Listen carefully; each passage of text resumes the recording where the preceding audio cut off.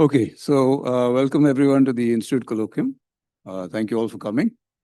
So it's a great pleasure to introduce Chandrasekhar Khare, who doesn't need much introduction here, but I shall go ahead and introduce him. I think he's known to many, many people in the audience. Okay, what's to be said? Okay, so Shekhar is known to us as a former colleague and a frequent visitor. So Shekhar did his undergraduate degree at Cambridge, and then he was at Caltech for his PhD. And then after that, he spent roughly 10 years on the faculty at TIFR before moving to Utah and then eventually UCLA. He works in number theory and particularly Galois representations and the relation with modular forms, which has been, of course, a great theme of number theory in the last, 50 years, but especially in the last 30 years. Yeah. So Shekhar is well known for his work in number theory and Galois representations, most especially the proof together with Jean-Pierre Wintenberger of Serre's modularity conjecture, which I'm sure we'll hear quite a bit about today. And his work has, of course, been recognized by memberships of learned academies and a number of prizes. So they're on the poster, so I won't repeat them. Okay, so I'll spare us all this thing.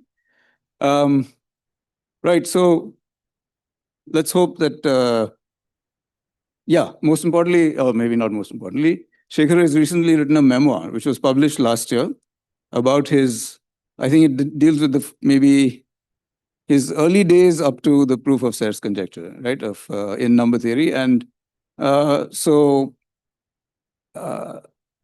I think therefore we should expect a really polished and this thing talk, because he's now used to talking to people who are not all mathematicians, although I think most of the people here are, right? So having set the, expectations high, let me hand this over to Shekhar. Here you go. Yeah, I think I'm going to. So thanks, Arvind, for the introduction. Keeping with the informality of the introduction, I'm going to give an informal talk. So this is supposed kind of a very gentle introduction to this subject which Arvind alluded to, the relation between two very different kinds of symmetries in mathematics, which have played a very important role in number theory since hundreds of years. It's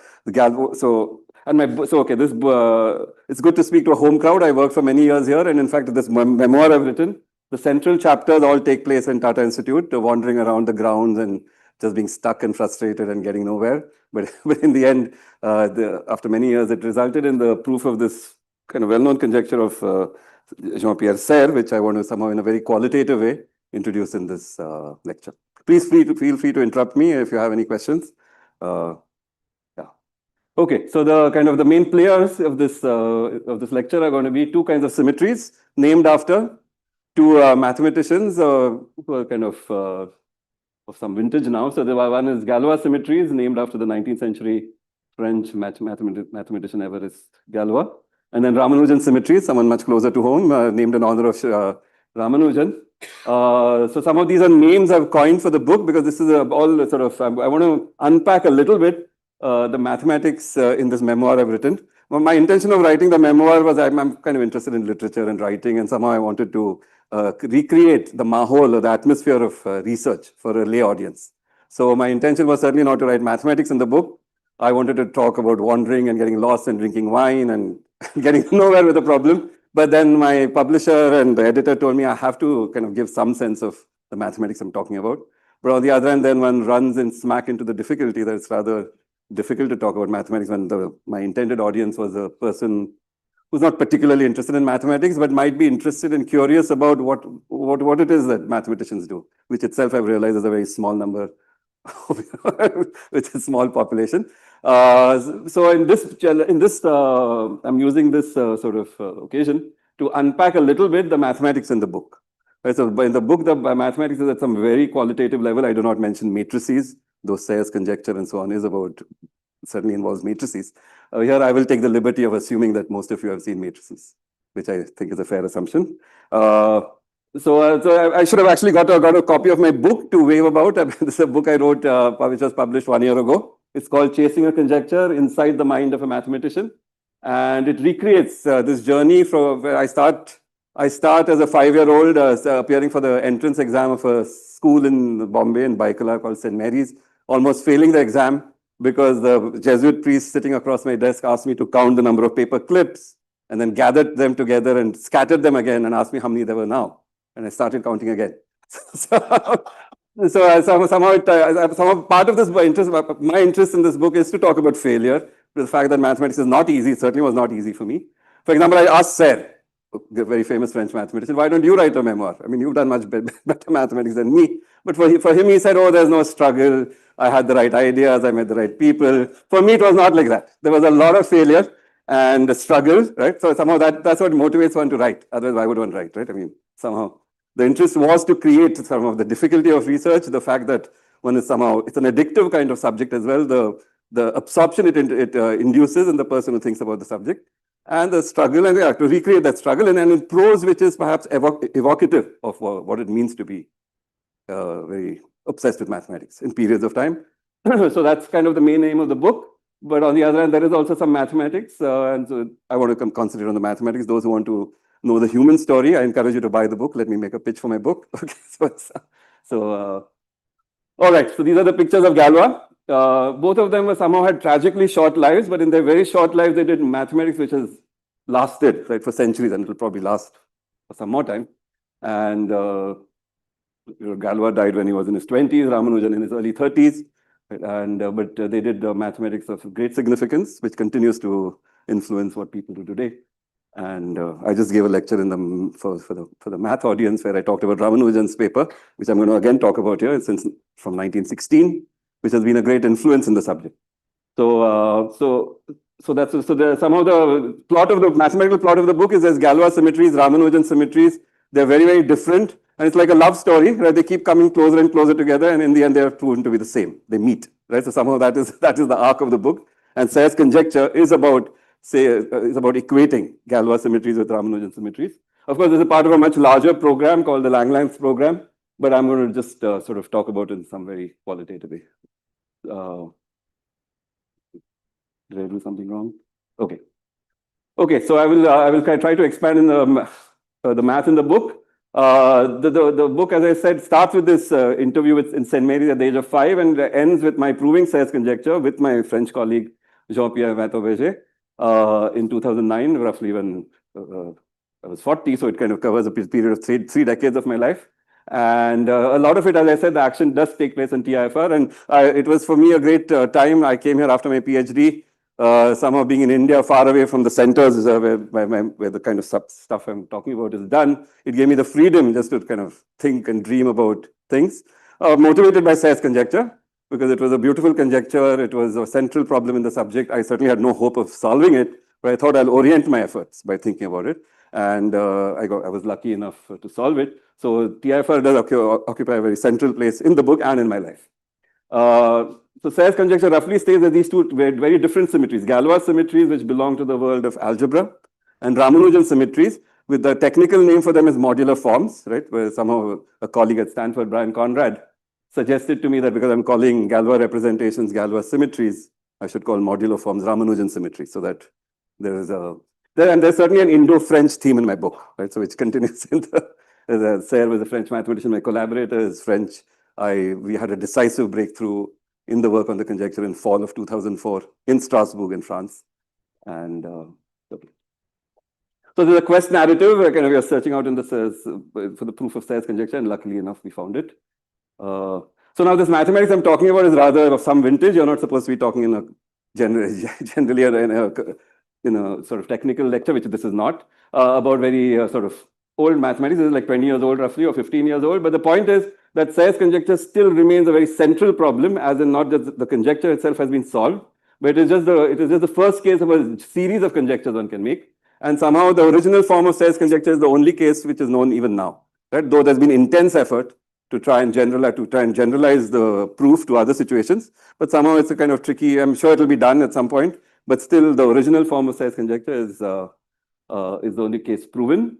And so somehow it's still kind of mathematics which is alive and kicking, and that's my excuse for talking about it more than 20 years after we first had the breakthrough on this conjecture. So somehow I stopped working on the Serre type conjectures after I proved this thing, where I thought the field is very competitive. There are lots of brilliant people working on it. So it was time for me to do something else. So I don't directly work on this kind of stuff. Of course, it's there at the back of my mind, but yeah, it was something which was very dear to my heart, and I worked on it. So, and I wrote a book about it. Okay, so let's start with Ramanujan's symmetry. So it all starts with Ramanujan's paper in 1916, where he made a remarkable series of observations about some numbers. These are called tau n. Let me tell you what tau n's are. Right, so this was published in 1916, and somehow the things he observed. He was a phenomenologist, right? He observed things and proved some of them, but kind of he had an uncanny intuition of perhaps of landing upon things which kind of somehow were very interesting and kind of stimulated a lot of work. And this paper was one example. This is the only paper of Ramanujan I really know, but for me it's been very influential, and for others as well. Okay, so cutting across the all of 20th century, somehow 1916 to, for example, Wiles's proof of Fermat's last theorem in 1994, Serre's formulation of his conjectures in the 70s and 80s, they were all kind of in the line of the work started by Ramanujan.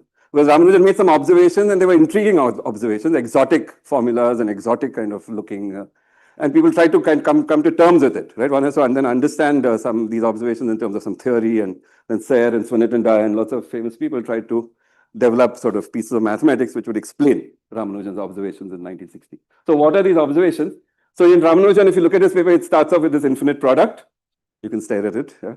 And then you can expand it in a power series. And then the coefficients of this power series are what he calls, or what are called in the paper, tau n. And the observations Ramanujan made were about this function tau n, tau of n, for integers n. And these observations, a couple of them he proved, but something here, so some of them took 6 decades to prove, right? When they kind of really stimulated a lot of work in the subject. So this is what I want to recount in this first part of the talk. Any questions so far? Yeah. Same function appears to the power 24 in string theory, because that version of string theory requires 26 dimensions, and somehow it's dimension -2. Oh. So it's kind of an amazing thing. So Ramanujan was prophetic in other ways as well. Okay. And his asymptotic formulas and so on, they are all extremely crucial. Okay. Good to know. Yeah. No. So in the Ramanujan's paper, for example, you'll find this table. He listed the values of tau n from n equal to 1 to 30. Right, and somehow and looking into these numbers, he somehow found marvelous patterns that he conjectured, and some of them he proved. So for example, you can see he was actually interested in these functions tau n because they showed up as error terms in some other quantity he was estimating. He was looking at some convolved sum of divisor functions, some rather some strange looking thing, and for him tau n were error terms. So he wanted to, for example, bound them, right? Because you want to kind of bound error terms. And looking at these tau n, he actually, and from the way it arose for him, this function tau n, he did show that the tau n's don't go that fast. They can be at most of the order of n to the 7th. But on the basis of these 30 values, Ramanujan made remarkable conjectures about tau n. So what are these conjectures? So let's see. Why 24 in mathematics?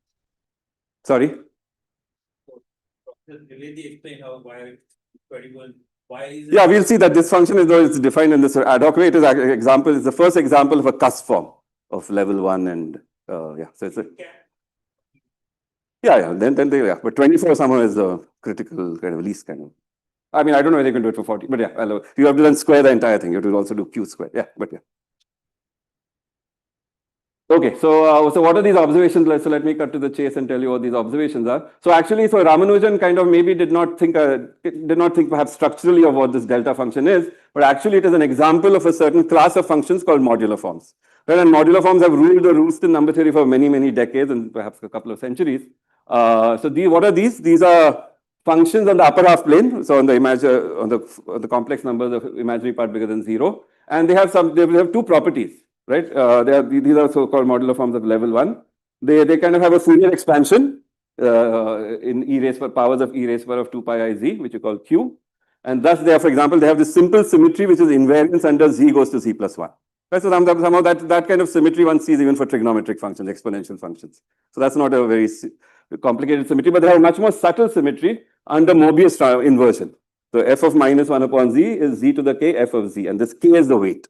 Right? So this is what a modular form is. It's a function on the upper half plane, which is translation invariant and which has this subtle symmetry under Mobius inversion. Right? So, and the thing Ramanujan was confronted with, this infinite product, turns out to be a modular form of weight 12, k equal to 12, and level 1 on SL2Z. So it has these two symmetries. Okay, so this is I'm trying to depict this. I drew this using AI. Okay, but so it's not a very good picture. But ChatGPT. Okay, so the level is just the fact that it's it has some. It has some symmetries under SL2Z rather than some smaller subgroup. So 2 by 2 matrices with entries in Z with determinant 1. So it has this full sort of suite of symmetries. Yeah. So, okay, so for example, so the SL2Z is level 1 is that it has this behavior under Mobius transformations by the action of SL2Z on the upper half plane for ABCD and SL2Z. And then within this space of modular forms, you also consider forms which vanish at infinity, right? So somehow they kind of tend to 0 as you go up on the y-axis. Right? So these are the objects Ramanujan was looking at. Though he may not have kind of explicitly thought of it as a modular form, maybe for him an infinite product was good enough to kind of divine the properties he did. But this is an example to give it this interpretation is important in the context of what's going to happen next. Okay, so as I said, maybe modular forms are kind of higher, like a kind of more complicated examples of functions under symmetry. We've seen trigonometric functions which have this symmetry as z goes to z plus 1, and here you have this rather sort of more subtle symmetry. Gives it some sort of non-abelian nature of the symmetry. Okay. Okay, so now there are some modular forms which are kind of easier to write down than others, so but they are not cusp forms. This is called the Eisenstein series of weight k. Right? So it has this kind of explicit Fourier expansion. It starts with some constant term which is given by some formula that is called the Kate-Bernoulli number, which is again occurs quite often in mathematics, and then the other Fourier coefficients are sort of more elementary functions. They are given by these sums of divisors functions to the weight k minus 1, if k is the weight. Right? So these are explicit. It's very hard to write down modular forms, but this is one set of modular forms you can write down by hand. Right? And because somehow you kind of create them by some symmetrizing some sort of simple function. So yeah. So just a little bit about modular forms, which in this book are called Ramanujan symmetries. So somehow they do not exist for k odd. I mean, the space is 0. So if you look at the space of modular forms of weight k and level 1, which is, they have this full symmetry under SL2Z. The space of cusp forms, which are these functions which vanish at infinity, has a complement, which is given by the Eisenstein series. And then you have this decomposition. Any questions? Please slide back one of the KZ plus B by CZ plus. There, the RHS seem to not have A and B. Is that? Yeah, it has only CZ plus D to the K. Yeah, somehow that's the automorphy, that's the symmetry it has. Yeah. It comes from this Mobius transformation symmetry. It's a kind of forced upon you. Yeah. Okay, and then somehow the significance of this delta function, which is the function you get by substituting x equal to e raised power of 2 pi I z in this infinite product I wrote first, that it is the first time a cusp form appears in this picture, right? And that occurs at weight 12. And the first time something occurs, it's kind of significant. So kind of this delta function is kind of appears all the time in various contexts in mathematics. So it's the first time, it's the cusp form of smallest weight, and it's of weight 12. And you have kind of nice dimension formulas for these cusp forms. It's very hard to explicitly write down cusp forms, but okay, for delta function at least it has this kind of nice, beautiful product expansion. Okay, so these are, there's some kind of background about Ramanujan symmetries. Yeah. They allow for this product expansion, they're telling us. No, the product expansion is kind of not that essential. In this case, it turns out to be there. But the cusp form is vanishing at infinity. So it starts off with Q rather than the constant term. So yeah. Okay, so now after having the kind of given you this kind of formal definition, then let's look at what actually Ramanujan studied. He looked at this function delta given by this infinite product expansion, Q to the, yeah. And then he made the following observations about, so Ramanujan, looking at this, he conjectured 3 things about the tau function. So he conjectured that the tau is multiplicative. The tau of mn is equal to tau m times tau n when mn and a co-prime integers. So right, so somehow there's some multiplicatory property. And he conjectured a recursive formula for tau evaluated at prime powers. So it's not totally multiplicative, but there's a kind of error term, which is kind of given by the second order term, p to the 11. But anyway, so he conjectured from formulas just by looking at values of tau n. He did not know how to prove this. And then but as we'll see, what happened is within a year of Ramanujan conjecturing this, Mordell, also at Cambridge, I think, or at least in the UK, he proved the first two formulas. Right? And then the third thing he conjectured was that tau p is of the size, is bounded by the absolute value is 2 times p to the 11 by 2. Right? That's what he conjectured. So this third thing now is a kind of a model of what is called a Ramanujan type conjectures, which are kind of all over the theory of automorphic forms. So he just observed these properties. He conjectured this, couldn't prove it. So for example, the first two properties, this multiplicatory property can be just re-expressed by saying, if you look at this kind of L function associated with delta, which you write as tau n upon n to the s, then that is an Euler product expansion. Right? It can be factorized into simple factors, one for each prime p, and the factor at p has this shape. Right, so he explicitly writes down this equivalent version of his first two conjectures, that the multiplicatory formula kind of has this incarnation in terms of an Euler product expansion for the L function associated with delta. Okay, for example, I mean the Riemann zeta function, which is just summation 1 upon n to the s. Euler had proven this product expansion, but some of there were some generalizations of this due to Dirichlet in the 19th century. But Ramanujan for the first time wrote down this function, which has a more complicated Euler product expansion, which is kind of a degree 2 kind of. He did, right. So he knew that his first two conjectures were equivalent to this Euler product factorization. I mean, he didn't know how to prove this factorization, but he conjectured it and he knew it had this. Sorry, here the product is primes p, yeah. Yeah, even in the English. Yeah, any other questions? Yeah, so these two formulas, and then the third one was about the size of tau p. Okay, so these are the three things he observed, amongst other things in this paper. And then, I mean, somehow Ramanujan didn't prove this, but Mordell proved this rapidly soon after Ramanujan made these conjectures. So for this purpose, he somehow endowed these tau n's, which just first appear as some Fourier coefficients. He endowed them with some structure.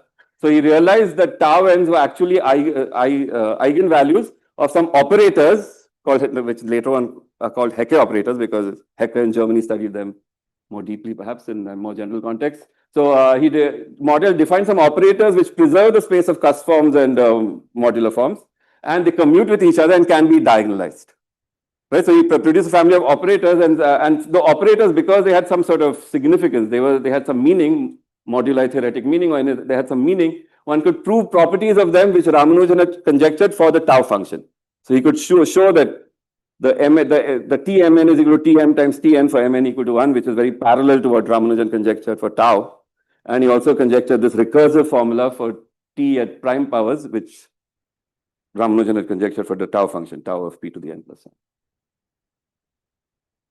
Right, and so somehow the strategy of Mordell's proof was, of Ramanujan's first two conjectures, was to just show that these tau n's are eigenvalues of these Hecke operators acting upon the space of cusp forms of weight 12 and level 1. As I said, there's a unique cusp form of weight 12 and level 1, so it has no choice but to be an eigenform. Whereas, and once it is an eigenform, okay, so that was his strategy to realize tau n's, give them meaning as eigenvalues, and then you can deduce properties for eigenvalues from knowing properties of the operators. Right, so somehow that was his strategy. So this delta turns out to be an eigenform for these Hecke operators with eigenvalue tau n. And as the operators have these properties, have the two properties Ramanujan had conjectured, kind of the tau n's inherit this property, right? Because they're eigenvalues of these operators. So that was the strategy of Mordell. And so somehow you can give this fancy name of categorification. You can try to endow numbers which just appear as counting functions. Maybe you endow them with meaning. And once you endow them with meaning, you kind of get a grip on them, which otherwise you don't have. And somehow that's been the story of Ramanujan's observation. You have to really give tau n's higher and higher meaning, more complicated meaning, and somehow that elucidates their nature. And you can kind of, even Ramanujan's third conjecture was proved by giving yet more sophisticated interpretations of these numbers tau n or tau p for p prime. Started with some function A, whatever this thing which has some properties again. factor inversion and so on, which has a Fourier expansion. The coefficients of the Fourier expansions were these taus. Yeah. Now these taus have some product rule and so on, which are being explained using properties of some operators. Yeah. Of whose these taus are eigenvalues or whatever. Yes, correct. Yeah, that's the exact summary. And in fact, these modular forms which are eigenforms for these operators of particular significance, and they kind of play a dominant role in this theory. Okay, so the ubiquity of modular forms is captured in this quote of Eichler. He said there are 5 fundamental operations in mathematics: addition, subtraction, multiplication, division, and modular forms. Right. So somehow they kind of occur all over the place, and yeah, their appearance is always welcome and sometimes unexpected.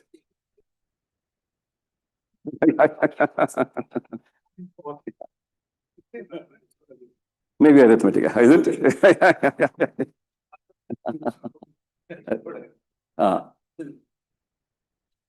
Okay, so now these, as I said, these first 2 things were proved almost immediately after Ramanujan made them by Mordell. The third conjecture, that tau p is less than or equal to 2 times p to the 11 by 2, it took 60 years to prove, right? And Deline proved it as he got a Fields Medal for his proof, essentially. He proved it as a consequence of some famous conjecture called the Way conjectures, etc. He had to give meaning to these numbers tau p in terms of Galois symmetries, as we'll come to. And he proved it as a consequence of his proof of the Way conjectures. Right, so somehow the almost easy, almost as good bound of tau p being roughly being of the order of p to the 6 is easy. You can prove it as a consequence of the maximum modulus principle. But to go from this power saying going from p to the 6 to p to the 5.5 took 6 decades. Right, so, and on the other hand, when Ramanujan conjectured this, it was not clear what was the importance of these conjectures. Right, so somehow though the conjectures turned out to be extremely important, and it is conjectured in far greater generality and is not known in that generality. When he conjectured it, it seemed like a very oddballish thing to think about, right? Why is he conjecturing these fine sort of refinements of what is kind of easy to prove? So, in fact, Hardy was, G.H. Hardy, who kind of was a colleague of Ramanujan's and who, they worked together. Hardy was slightly skeptical about the importance of the sharpening that Ramanujan conjectured and thought that Ramanujan had drifted into the backwaters of mathematics. But then he said no, but maybe not, because Ramanujan's maybe intuition kind of guides him, and because Ramanujan has kind of focused on this, maybe it's interesting, but he could not see the point, right? So, but okay, so somehow it was, the Ramanujan's work often has this quality of being uncanny. One doesn't know what it is for, but it seems kind of striking, and then people are drawn into thinking about it. And is it clear why Mordell or other people were so interested in proving this at that point? Are you clear about it? I mean, maybe Mord, I would, Ramanujan was a well-known kind of figure, and he had made these, if you have a conjecture, mathematicians like to kind of, it's a reaction, maybe you like to think about it. I don't have a better answer, but yeah. 30. Yeah, I mean, he at least wrote down 30, maybe on his scrapbook he had more, but yeah, exactly. Yeah, so that's his uncanny kind of intuition. Yeah, true. Earlier mentioned the Langlands program. Yeah, the Ramanujan conjectures are now kind of part of a cornerstone of this, one of the cornerstones of this Langlands program. They won't denote some property of modular forms, which is some temperedness or something. Yeah, which is. So he kind of latched upon something which has turned out to be of great significance in some more general context. All right, and the third congruence, actually, the last thing he discovered, at least what I want to recount, is actually has more relevance for Serre's conjecture, which I'm going to talk about. He conjectured, see, these tau n's are, though they're defined by this kind of combinatorial formula, there's no formula for that, there's no closed formula for tau n. But what he observed is that he observed these congruences, right, for tau n modulo this prime 691. Right, if you now, for example, so you observe that tau n is congruent to sigma 11n mod 691.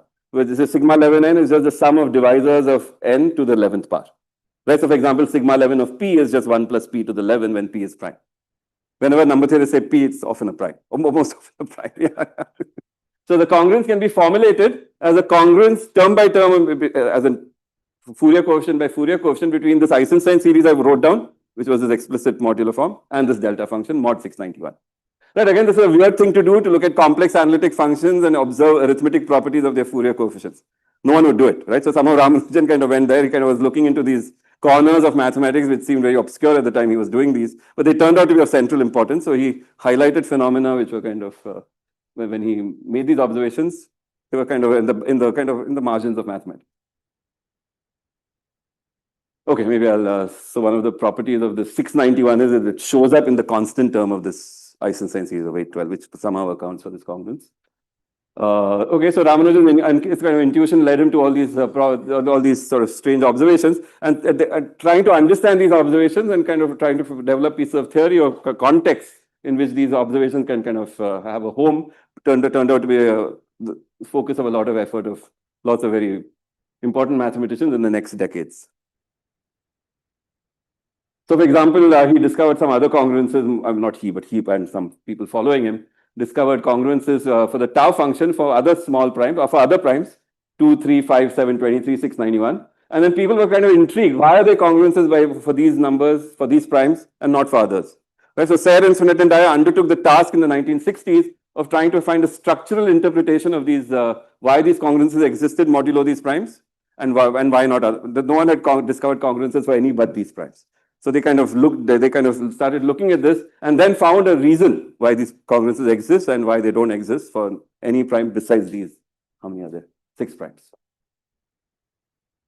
Okay, so and somehow the explanation again lay in giving tauens a higher meaning. Like as we saw that the first 2 conjectures of Ramanujan were proved by giving endowing tauwen giving them the meaning as eigenforms for Hecke operators, for operators. Now we have to interpret this in terms of some more sophisticated structures, right, which come from Galois theory. The other person I invoked at the beginning of the talk. Anyway, so this finishes part 1. Part 2 is going to be so it's going to be about Galois symmetries. So I'm going to tell you about Galois symmetries and somehow surprising phenomena which happen, including the quadratic reciprocity law. Okay, so ready for that? Okay, all right. The LHS and the RHS equals 2 slides. Yeah. So it's a function of z, but then on the right hand side it's a function of Q and Z. Q is e raised to 2 pi I z. Yeah. Yeah, somehow the 691 and then there's a much larger number in the denominator. That larger number also is interesting, but somehow you can explain why it is there. 691 is somehow, you can't explain it. It's just there. But the denominators are Bernoulli numbers, they're theorems. But about numerators, you can't say what it will be, right? So somehow it's anyway. So though 65,520, it looks much larger, but somehow you can explain it. 691 is more, bit of a accident or whatever. You can't predict what the numerator is because it's tied to various other phenomena in arithmetic. So, all right. So now I'm going to introduce Galois symmetries by just going back to high school and thinking about quadratic equations, right? I'm going to look at I'm going to look at the equation x squared minus 5 equal to 0. So somehow, I mean, this is one of the equations which occurs in my book, and somehow I try to explain one of the themes of number theory since the 17th and 18th centuries, which is these reciprocity laws. Okay, so we look at this quadratic equation, x squared minus 5 equal to 0. Of course, we can solve it. The roots are root 5 and minus root 5. And the Galois symmetries, the only Galois symmetries I'm going to talk about are the symmetries of the equations of this root, which just flip signs. Right? You can either flip signs or do nothing. So there's the lazy symmetry, which doesn't do anything, the identity, and there's this reflection, which switches root 5 and minus root 5. So you can think of these 2 symmetries as acting by 1 and minus 1, right? You multiply by 1, which does nothing, and minus 1, which changes sign. Okay, now what is there in this picture, right? This is kind of very banal. There's nothing more to say. But now you introduce arithmetic into this picture and look at a prime. Okay, so the next thing you can do is you can look at these, you can assign to every prime q a sign, which is either going to be 1 or minus 1, which is going to reflect what this equation x squared minus 5 does when you look at it from the point of view of this prime q. Right, so what you're going to do, so you're going to assign to, okay, so what you're going to do, for example, let me give you an example. So you, for example, look at q equal to 13. Now you look at the equation x squared minus 5 equal to 0, but you look at substitute values of x and look at the resulting numbers, but look at them only from the point of view of remainders mod 13. Right, so you kind of substitute values of x and you see if you get any remainder which is 0 mod 13. Right, and if you try this, in this case, what is it? Yeah, in this case there are no roots, right? If you substitute any value of x, you will never get, and you square it, you will never get the remainder 5 when you divide by 13. Right, so the number of solutions of this equation mod 13, that's the jargon, is 0. right? So the sign you assign to this prime number 13 with respect to this equation x squared minus 5 is -1. Because you look at the number of solutions, -1. Anyways, there's a convention. But on the other hand, if you look at q equal to 19, right? Then if you look at the equation x squared minus 5 mod 19, so with respect to the prime 19, just looking at remainders mod 19, you will see it in fact has two solutions. Once it has one, you always get another by just changing sign. But for example, 9 is a solution, right? If you look at 9 squared equal to 81, if you divide by 19, 76 plus 5, right? So you get remainder 5. So mod 19, this has two solutions. So I assign to this prime q the sign 1 or the number 1. Right, so with respect to this equation x squared minus 5 equal to 0, which is a very simple equation, I kind of introduce some arithmetic data which for every prime q will assign a number 1 or -1 depending upon whether the equation has a root mod that prime. Does it have a solution with respect to that prime when you count things only up to remainders? Right, is that clear? I mean, somehow this is one fundamental thing one wants to do, count the number of equations, count the number of solutions of a fixed equation like x squared minus 5 equal to 0, but as you vary the prime q. Substitute the integer values of x. Yes, yeah, integer values of x, yeah. And then see if it has any, if there's any x so that when you square it, you get a remainder of 5 when you divide by that prime. So, right, so given that equation, you given this equation x squared minus 5 equal to 0 and prime q, as you vary the prime q, you assign numbers 1 and -1. Right, now this, if you kind of think of it naively, you would think that, I mean, there should be no pattern in this. As you vary the primes q, the kind of, the number will either be 1 or -1 and roughly it should occur randomly, like tossing coins, right? One would expect that somehow this would be a random kind of assignment of numbers 1 to -1 as you vary through the primes. But one of the miracles of number theory is, and with one of the crowning glories of classical number theory, that actually there's a pattern. This was discovered by Euler and Legendre experimentally, and they tried for many years to prove it. And then Gauss, as a 19-year-old, proved what is called this quadratic reciprocity law, right? So somehow this is kind of, this is the tradition in which Serre's conjecture occurs. It is kind of a pattern in counting number of solutions of equations modulo primes q as you vary the prime q, right? So for example, let me tell you what this quadratic reciprocity law says for this particular equation, right? So you're assigning, you're assigning a sign 1 or -1 to the equation x squared minus 5 equal to 0 for every prime q. Is that, any questions about that sort of? So an assignment of sign to every prime. Okay, now somehow it turns out that this is not random. It's not like tossing a coin. It's very determined. I mean, it's somehow, of course, it's deterministic, but there's a kind of, there are beautiful patterns for this prime, right? Somehow it's given a prime q. Suppose you give me some prime, I don't know, 1,000,003. I don't know whether that's prime, but I can just look at it and tell you that no, x squared minus 5 equal to 0 has no solutions. It's because it leaves a remainder of 3 when divided by 5. Right? So somehow there's a very easy way of determining what the sign of a prime q is with respect to this equation. And it's a miraculous law and it's called the quadratic reciprocity law, right? General choice of this x squared minus 5. Yeah, that. So what? Yeah, the square. Choices there. Like you could do x squared minus 7 if you wanted. Yeah, it's important that the equation is quadratic. This 5 is just done for illustration. No, it doesn't. Yeah. Any quadratic equation, there'll be a pattern when you try to count the number of solutions of the equation modulo primes and you vary the prime. Yeah. Okay, so maybe I should, so the quadratic reciprocity law says that you assign this number 1 and -1 is kind of replaced by this Legendre symbol 5 upon q, which is equal to 1 if 5 is a square mod q, -1 if 5 is not a square mod q, which is exactly the question of whether the equation has a solution mod q, right? So the being a square mod q means whether there exists a number, an integer, a natural number n, so that n squared leaves a remainder of 5 when you divide by q, right? So somehow this number has a pattern. Okay, so the number is 1. The sign assigned to a prime is 1 precisely when when you divide by 5, it leaves remainder 1 or 4, and the sign is -1 when the remainder is 2 or 3 mod 5.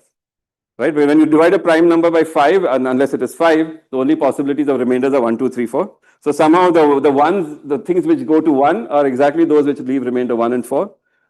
And the ones which go to -1 are 2 and 3. Right? So somehow it does bear some resemblance to tossing a coin in the sense that now roughly half the primes get assigned 1, half the primes get assigned -1. But unlike this random process of tossing a coin, here there are much sort of rigid patterns. It's not, It's a kind of very simple law, right? So somehow there's a miracle.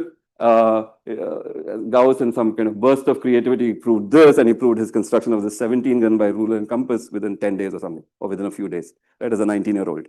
So kind of it was a, yeah, and then he gave sort of several proofs all through his life to try to come to terms with this uncanny kind of law. All right, in some ways, this is also this quadratic reciprocity law, which is, kind of seems miraculous, is related to this exponential function. So instead of the modular forms, right, as I said, a simple precursor to modular forms is exponential function. So the fact that there is this pattern somehow arises from the fact that you can write this solution, root 5, in terms of fifth roots of unity. Right? This plays a big role in the proof of the quadratic reciprocity law. So the exponential function somehow explains Gauss's quadratic reciprocity. As we'll see, modular forms are going to explain more complicated symmetries arising from more complicated equations. Okay, any questions about this?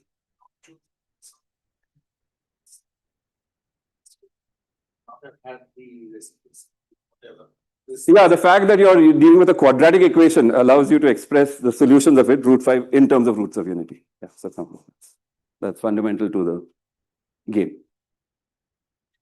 All right.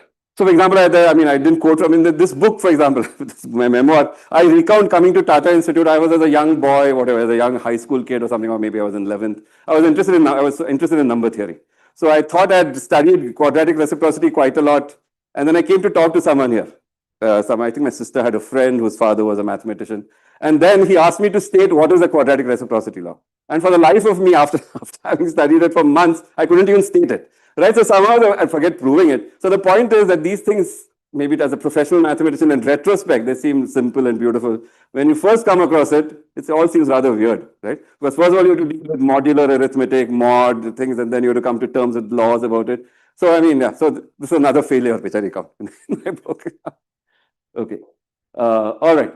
So all right. So somehow this kind of this explanation for patterns which arise when counting solutions of equations modulo primes, right? Kind of that became a big theme in number theory after the work of Gauss, and it led to understanding of symmetries of equations. So what Galois symmetries are basically some kind of symmetries. They're groups. They're finite groups, right? Associated with symmetries of polynomial equations defined, let's say, with the rationals. And the quadratic reciprocity law found a home in these sort of more general laws, which I give names to here: Kronecker, Weber, class field theory. Right? I'm not going to go into the depths of this. It's a kind of one of the crowning glories of number theory in the 20th century is the Artin reciprocity law, which generalizes the quadratic reciprocity. So it took like more than 100 years to go from Gauss to Artin's reciprocity. And this is supposed to be one of the triumphs of, or it is one of the triumphs of number theory in the 20th century. And Langland's program, basically, someone was talking, is an attempt to extend these kind of laws to more complicated polynomial equations, degree 3, degree 4, degree 5. Degree 5 is perhaps the limit of understanding right now. Beyond degree 5, it's all terra incognita. So every effort in Langland's program, and all these things, to even take a very small step takes efforts of decades of entire sort of team of, set of mathematicians. Right? So some of these reciprocity laws are very hard won, and there's a context for them called the Langland's program. And Serre's conjecture as well is, and in fact, Serre thinks of his conjectures as as a kind of mod P Langland's program. Right? So somehow there's a connection with this thing, but okay. So this is Emil Artin who proved this thing. Okay, so now I want to come to Serre's conjecture. Right? I want to explain it in a very qualitative way. So somehow Serre's conjecture arose in the context of understanding these Ramanujan congruences, mod 691, and these other small primes. And somehow when Serre started thinking about this, what he realized was that to explain Ramanujan's congruences, you have to associate to them Galois symmetries, right? Some algebraic objects. So Ramanujan's symmetries or modular forms are very analytic in nature, at least a priori. And somehow to explain the patterns Ramanujan found for them, Serre conjectured in 1967 or something, some sort of Galois symmetries which should be associated with them. He couldn't prove that they were associated with them, and Deligne rapidly proved that they exist. Right? So he went from Ramanujan symmetries to Galois symmetries. Now Serre's conjecture and all these things are things which try to go in the backward direction. You want to go from Galois symmetry to Ramanujan symmetry. Quadratic reciprocity law also can be viewed as a way of going from a Galois symmetry arising from this very simple-minded equation, x squared minus 5 equal to 0, to some patterns in solutions of them mod primes Q. Okay, so I'm going to do this at some very qualitative level. So Serre's modularity conjecture is a 20th century descendant of this quadratic reciprocity law. This is a lovely example of the long arc of mathematics. In mathematics, once a theorem is proven, it remains proven. Unlike in physics or something, there's no improvement on the truth or something. So I mean, it's very cumulative, and mathematics of Gauss is still non-trivial. People, I mean, it's kind of and Andre Weil famously was inspired to make his conjectures by being bored in Chicago and opening Gauss's book. And so some mathematics, I mean, the theorems, I mean, they have long conversations taking across decades and centuries. So proving Serre's conjecture, Serre made, as I said, as a recount, Serre made his conjecture in some form in the 1970s and then refined them after there was noticed a connection between his conjectures and Fermat's last theorem, or those type of conjectures, in 1986-7.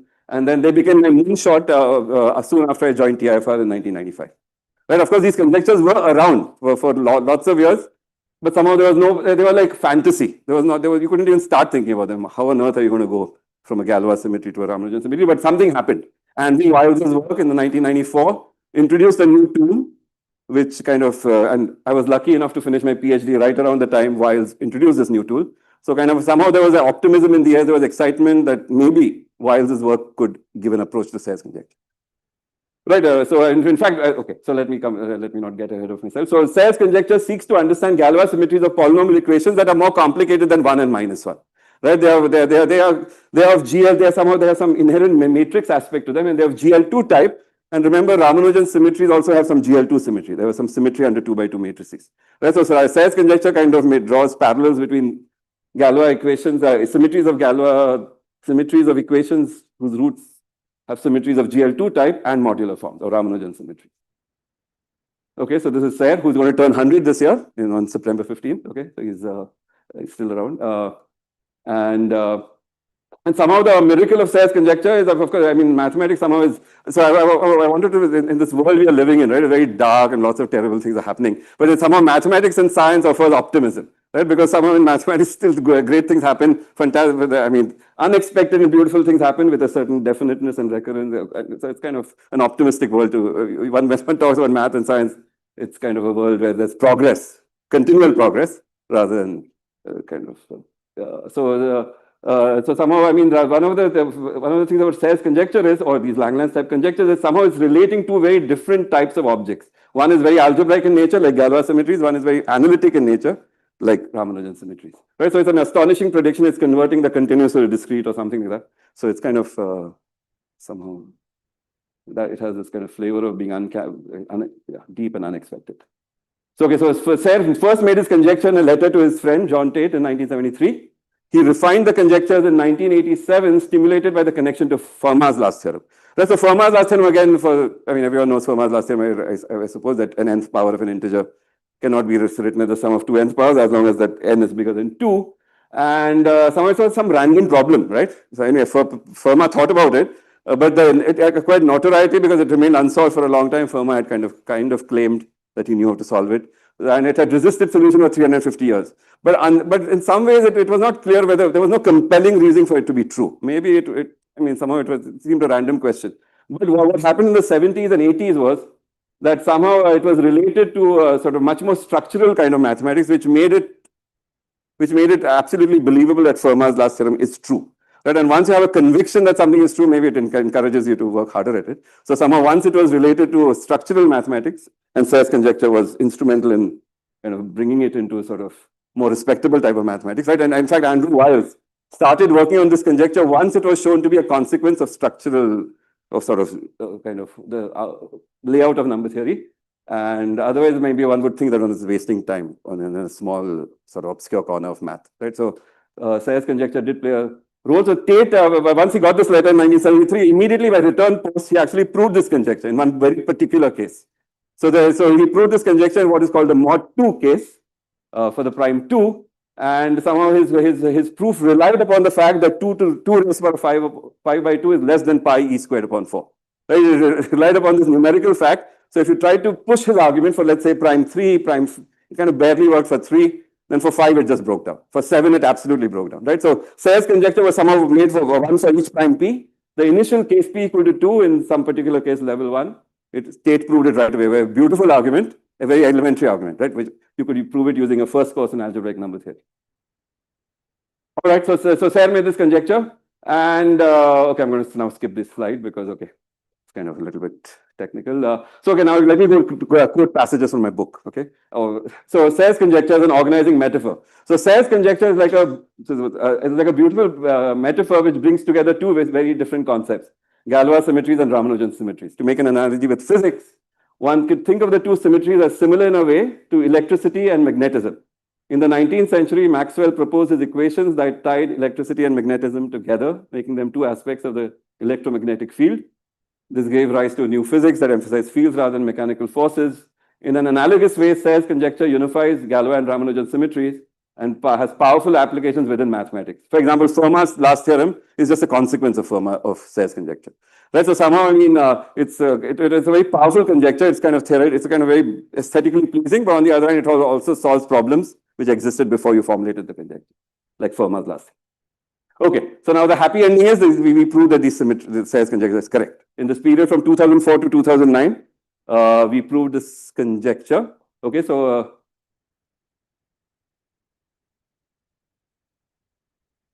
okay, so now so I made this analogy to physics, right? So somehow just because, for example, in this book, I'm addressing it to someone who doesn't know Galois symmetries nor Ramanujan symmetries. I need them to be able to keep them apart in their mind. So this is one device I used to compare with physics, electricity, magnetism. People have heard of more than Galois and Ramanujan symmetries. So in some ways, you can just think of them as two very different symmetries, and it's miraculous that they are the same, right? Or they are very intimately related. So similarly, I'm making another analogy that you can think, okay, so Serre attaches to each Galois symmetry a level of complexity. He wants to measure how complex it is. So he attaches a level and a weight, like a charge and spin of a particle, right?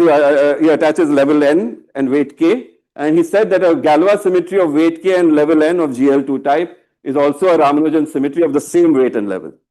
Right? For example, the Ramanujan symmetry which I started with, the delta function has weight 12 and level 1. Right? But there are various symmetries of higher weights and higher levels. And so somehow there was this, Serre kind of postulated that there should be Galois symmetry, should be Ramanujan symmetries, and the concept of weight and level, which have very different meanings on both sides, are actually the same. Right? So he associated with every GL2 type symmetry then a modular form. Yeah. Yes. So somehow it was going in a backward direction. It was known to go from a modular form to a Galois symmetry by the time Serre arrived on the scene. I mean, by the time he made this conjecture, the question was how to go back. Right? And that's what was the challenge. So again, I make this analogy with physics. I don't know if you'll agree with this.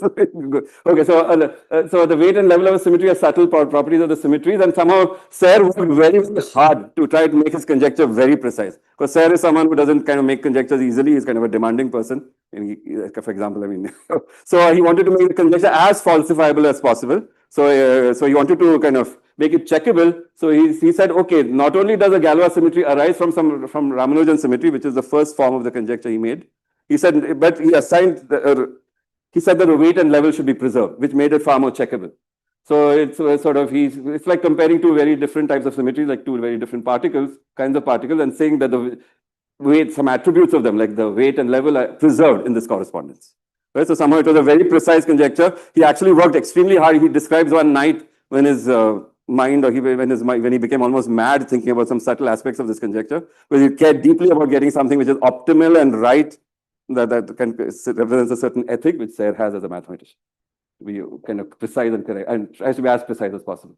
So okay, so the last third of my book details the period when Wintenberger and I made a breakthrough. We had this breakthrough in the fall of 2004. In fact, when I was visiting Tata Institute, I was on a sabbatical from University of Utah, where I was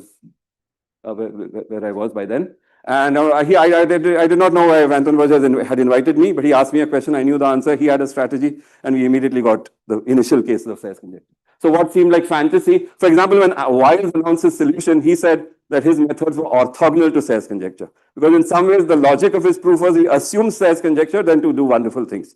And then there were some small known cases he could then kind of bootstrap. But somehow we turned the page around, we turned the kind of picture around and used Wiles to prove Serre. Right? So initially it seemed like a logical kind of contradiction because Wiles needs Serre type conjectures to proceed.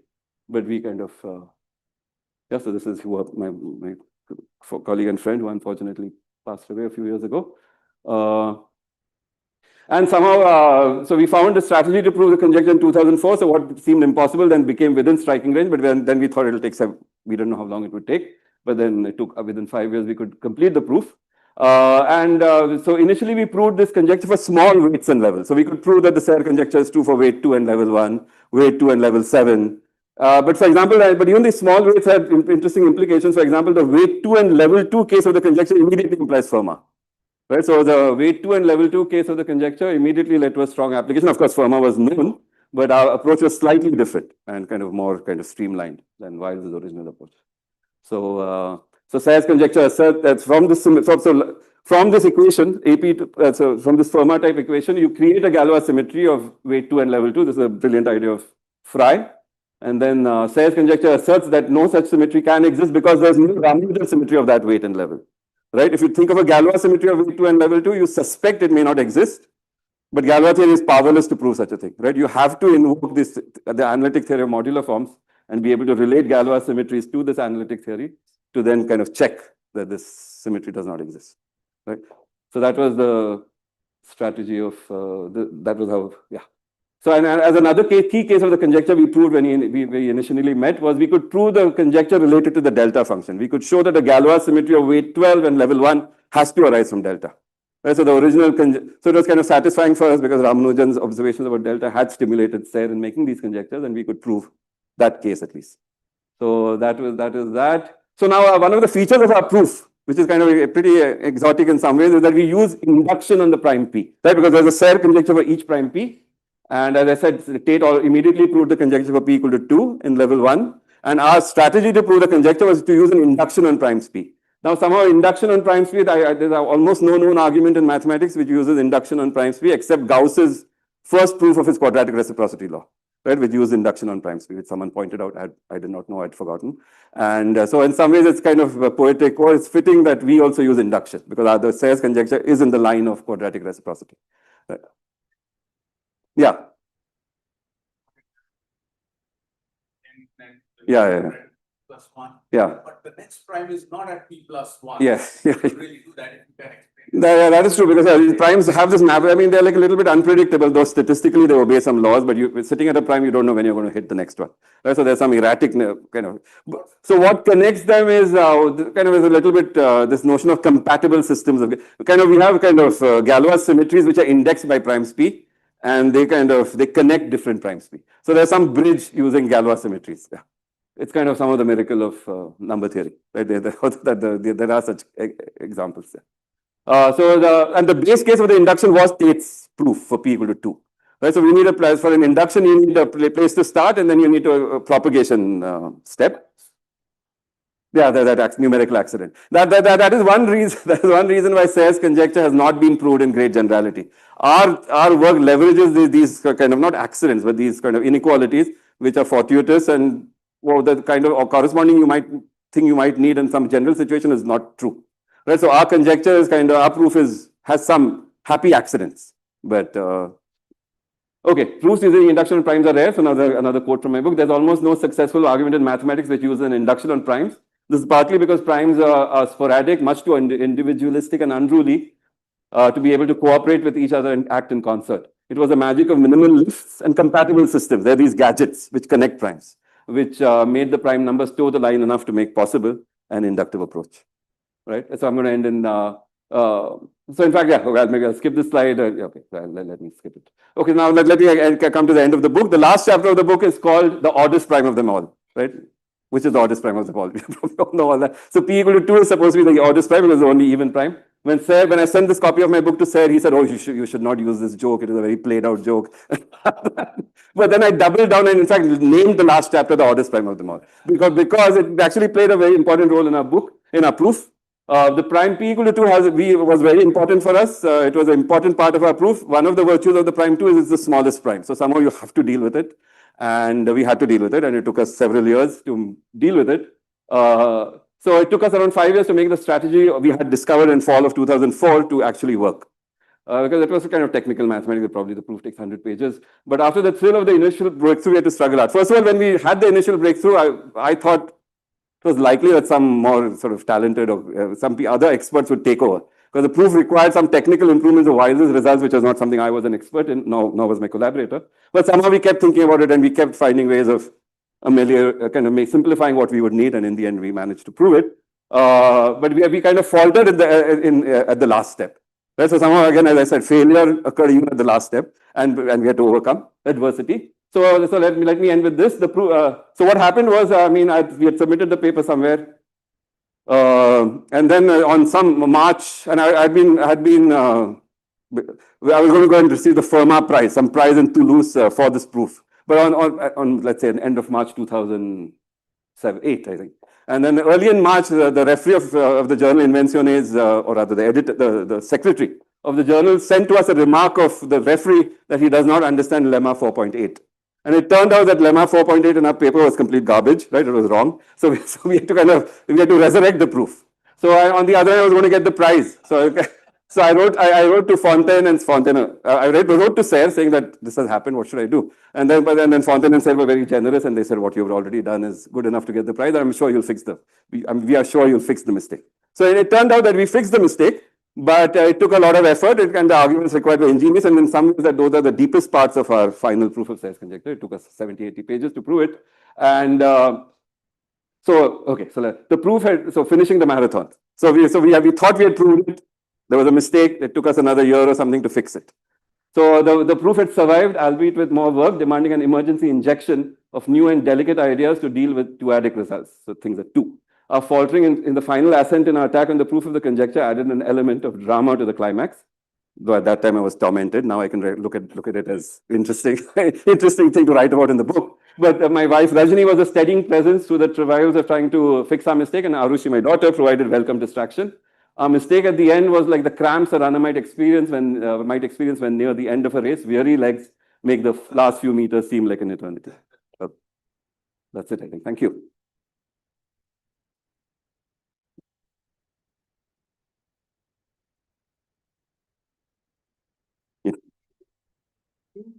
Difficult to give some idea of how you associate with GL2 matrices the notion of weight and level. No, for example, GL2 matrix. Yeah, it's very similar. It's very similar to the fact that if the weight of a modular form is sort of noticed by the CZ plus D to the K. For the Galois symmetry side, it's much more. Somehow you have to convert. Yeah, you have to convert the behavior of the Galois symmetries at primes, especially those bad primes. There are certain bad primes. You have to convert that into a numbers. So Serre took a long time to find that recipe, especially the weight case. It takes 7, 8 pages, few pages of his conjectures, and it took him a lot of effort. And it relied upon a lot of work he had done in the early 1970s with Tate. So somehow it required a lot of intuition and a lot of expertise to really specify the weight and level. In fact, that is in some ways the most subtle part of his conjecture. Sorry? Yeah, true. No, he also told me that, for example, one of the parts of my book is to write long paragraphs where one is lost and drifting and so on. So he said, I cannot write such things. I can only write declarative sentences. Let K be a field.